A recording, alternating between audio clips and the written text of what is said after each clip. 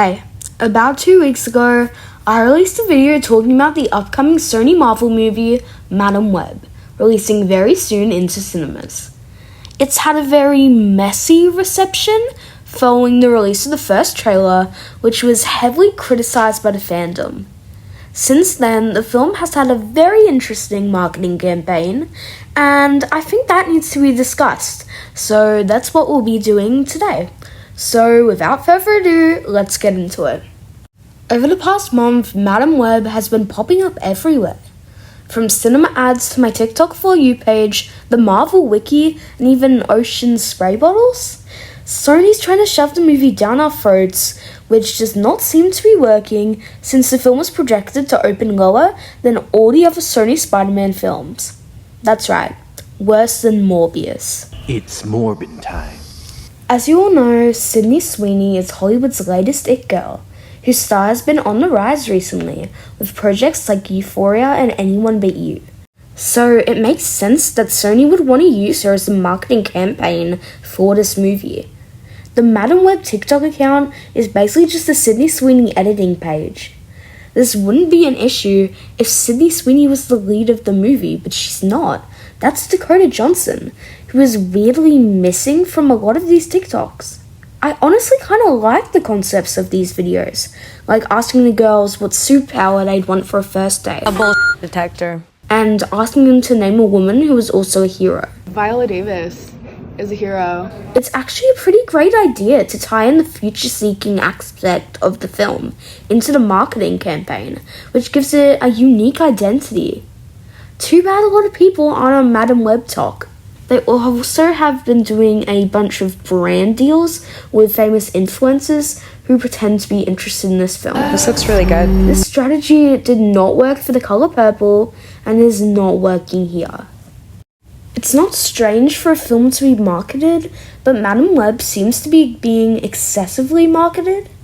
I keep seeing the poster on buses and on screens at the mall, but my favourite poster is this one, which is so creative. The trailer is also everywhere. You'd think after that first trailer, they'd re-edit it, but the same trailer that looks like the Batwoman one is being shown everywhere. At least they're somewhat learning by making most of their recent TikToks feature the more comic booky Spider-Man aspects, but why are those not the ones in cinemas and on TV?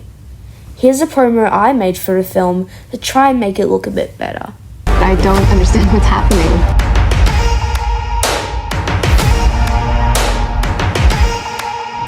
Who are you? What is going on?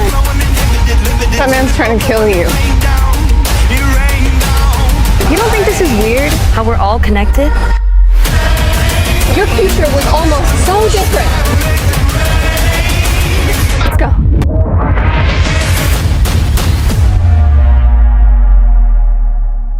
I find it baffling that they literally say in the main synopsis that it's a standalone universe, like they're proud of it.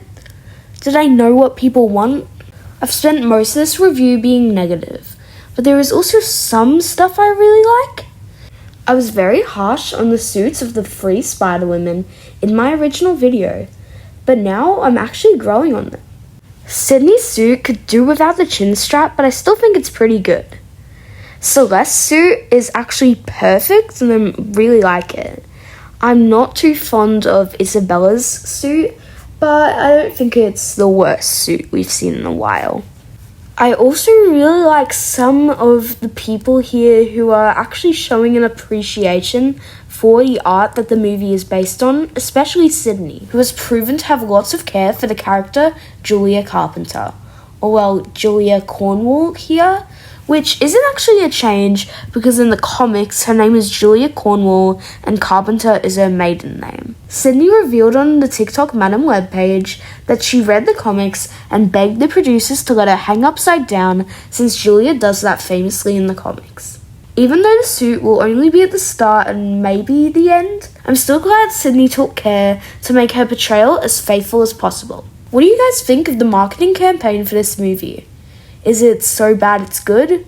Will you be checking out the film on Valentine's Day, or will you wait till it hits Netflix or wherever it's gonna go?